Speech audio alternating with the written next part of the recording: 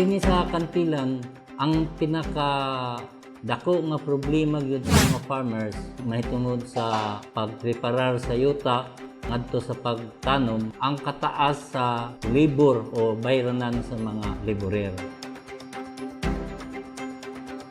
Sa unang panahon nga wala pay gihatag nga makinarya, dako karadaw namo ang gasto sa pagland preparation, sa pagtanom ug pag-ani.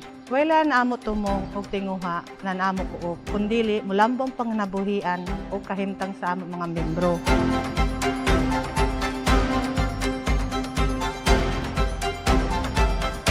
Ang Palasaw Agriculture Cooperative nagsugod ini sa Palasaw Farmers, Livestock and Trail Racers nga nagmugna ni adtong July 12, 2011.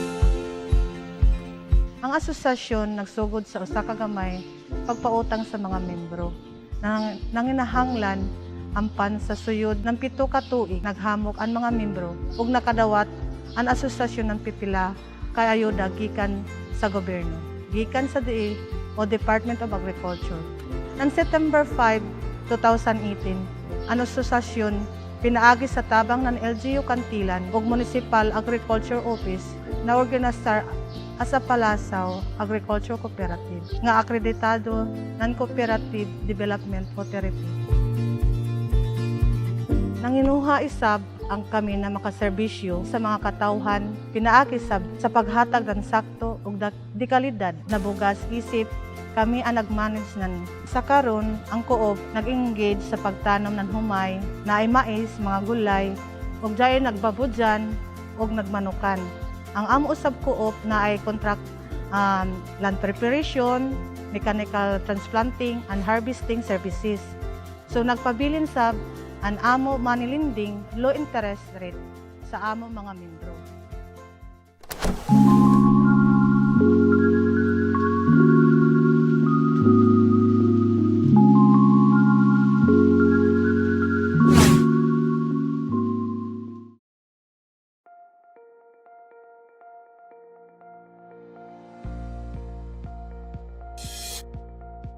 In Western Mindanao, Paglaom Multi-Purpose Cooperative stands as a pillar of progress.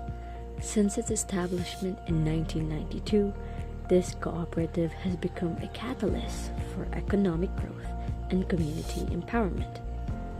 Serving over 100,000 members, Paglaom offers financial service, livelihood support, and capacity building programs.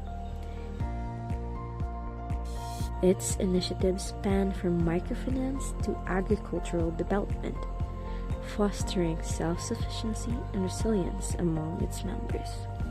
Yung main purpose ani mo gyud ang mga beneficiaries sa Paglaom Foundation karon nga matabangan ang mga ginikanan.